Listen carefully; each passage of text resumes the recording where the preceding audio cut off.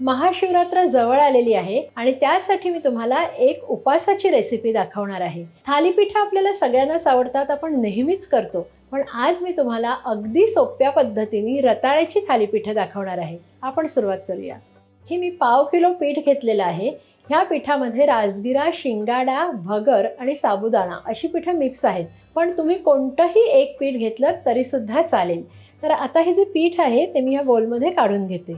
ह्या पिठामध्ये आपल्याला 2 किसलेली रताळी घालायची आहेत। रताळी किसून ही मी पाण्यात घालून ठेवली होती, कारण ती काळी पडू नयेत म्हणून। आता हे पाणी पिळून घ्यायचे आणि ह्या रताळ्याचा किस या पिठात घालायचे। आता हे सगळं मिक्स करूया।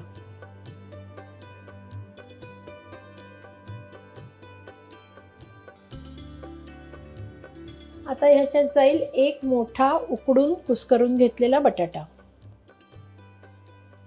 त्यानंतर घालूया अर्धा कप बारीक चिरलेली कोथिंबीर, चवीप्रमाणे मीठ, इथे सैंधव मीठ वापरलेलं आहे, 2 टीस्पून जिरे, 4 हिरव्या मिरच्या बारीक चिरून घेतलेल्या आहेत त्या घालून घेऊया, 1 टेबलस्पून साखर, 1 टेबलस्पून आलं घालून घेऊया। हे आलं मी किसून घेतलेलं आहे।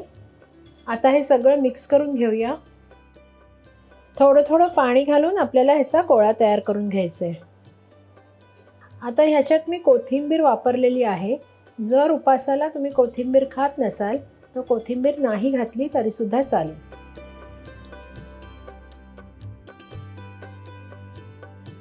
थालीपीठाचं पीठ मळून झालेलं आहे। हे पीठ मुरवट ठेवायची काही आवश्यकता नसते। हे जे पीठ आहे ते आपल्याला सैलसरच भिजवून घ्यायचं आहे। तर आता आपण थालीपीठं करायला सुरुवात करूया। मी इथे पॅन घेतलेला आहे। आता मी काय करणार आहे की हा जो बटर पेपर आहे ह्याच्यावर मी थालीपीठं थापणार आहे। तर आधी मी पोळपाटाला थोडंसं तूप लावून घेते, म्हणजे हा पेपर जो आहे तो ह्याच्यावर चिकटेल।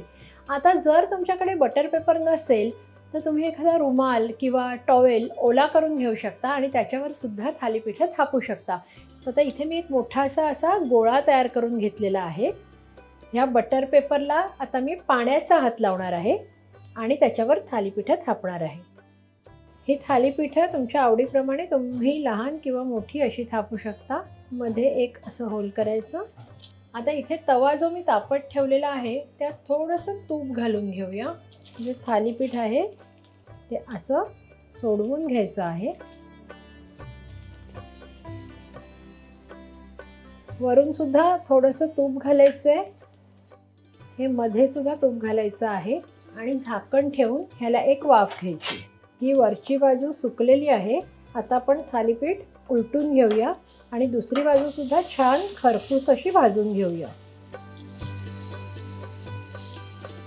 बघू शकता छान झालेली आहेत। आता काढून घेऊया। अशा प्रकारे सगळी थालीपीठं आपण करून घेऊया।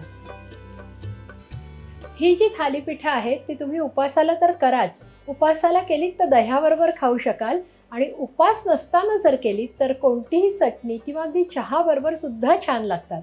आपण चेक करूया थालीपीठ झालंय का।